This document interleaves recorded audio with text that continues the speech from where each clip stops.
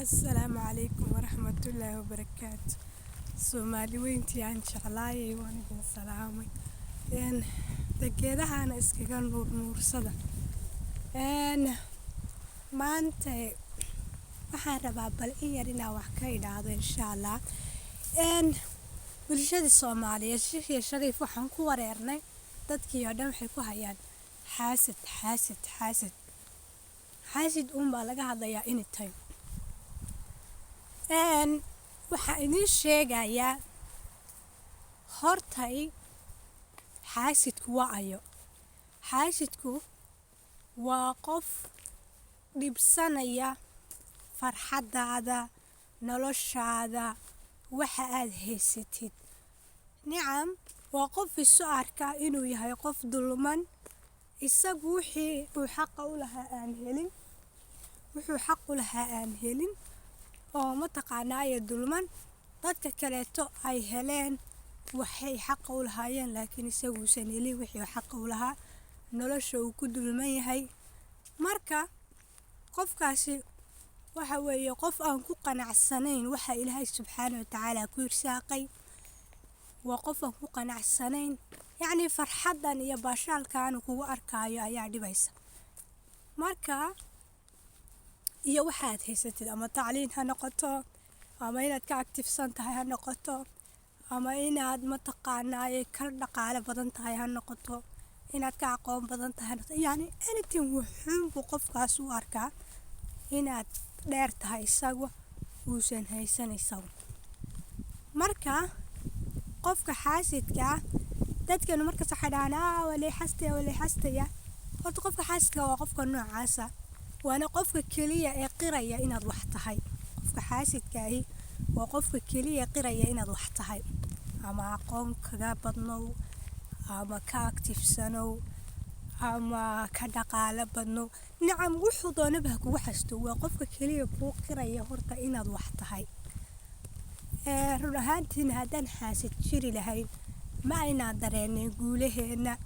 ma aynaan dareeneen inaan wax nahay ma aynaan dareeneen awoodeen intay taagan tahay waxayna dareensiinaya waa qofkaas ma taqaanaa daciifka ah ee ma taqaanaa wixii Ilaahay ku irsaaqay aan ku qanacsanayn marka adiga ayaa qofka xaasidka waxaan leenahay qof walba adiga ayaa meel isgaarsiin kara adaa wax iska dhigi kara ha eegin qofka qayrkaayo walaalkaayo wuxuu haysto adigu ma gacmaha la adahay ma lugaha la adahay ma xadhiga baa tahay maskaxda la adahay nicam hadduu aqoon ku dheeriyahay aqoon waa baran kartaa nicam hadduu dhaqaale ku dheeriyahay waad shaqaysan kartaa just sabab qof kale u fiiriso meeshii ma taalo yani waa dulinimo meeshii ugu dambeysay inaad qof bini aadana aad dhibsato karaxsato yani marba indhaha ku fiiriso meelaha ka caytanto isku daydo inaad dhaldhaleecayso nicam adaaba samayn karee adigu bini aadan ma tihid shakhsiyad ma lihid adigu ma samayn kartid wax ma natin baa tahay adigu marka qof bini aadan oo qayrkaa fiirinayso adiga nafsadaada fiiri qof walbana ma taqaanaaye waa inaad ogaatid qof walba Ilaahay subxaanahu wa ta'aala wax buu noloshaan waqaray oo uga qadaray wax intaa ka badan ma makinayo inta wax ka badan ma qaadanayo wax inta ka yarna ma qaadan marka dadaalku adiga ayuu kugu xiran yahay iyo sida Ilaahay u tala saarato farxadana wax kasto aad hesho qofka xaasidka wax kasto helo ma farxo sababtoo uusan u farxi kareyn baa waxay tahay yani waxa lagu farxaa oo farxadda waxa keena Ilaahay ka soo waa waxaad haysato inaad ku qanacsan tahay yani inaad waxaad haysato ku qanacsato meel fadhiiso kuma lihi ku qanac waxaad haysato ku farax laakiin hamigaagan hore waa u sii wacnan kartaa inaad hami yeelato hore u socoto waxaad haysato wax ka duwan aad ku dadaasho inaad hesho iyo inaad waxaasado qayrka fiiriso waa difference wayna ogaatid dad baa u yaqaana in dadka kale la fiiriyo lala tartamo ay tahay waxa kaliya lagu guuleysto no maaha waxa kaliya lagu guuleysto waxa weeye waxa adiga ka dhaxo guuxaya hamigaaga aad jeceshahay haddii aqoon tahay haddii shaqo tahay haddii yani waxaas inaad ku dadaasho awoodda saar taasaa heer lagu gaaray heer laguma gaaro inaa qof bini'aadan oo qayrkaaga aa fiiriso dhaldhaleecayso xaasado nacam waxaan usoo noqonaynaa dadka mar walba ka caabanaya waa lay xasdaa nacam qofka ku xasdaya aad leedahay way xasdaya ka calaacalaysa wayaa uga calaacalee meersaqad buu ku hayaa kaa goynayaa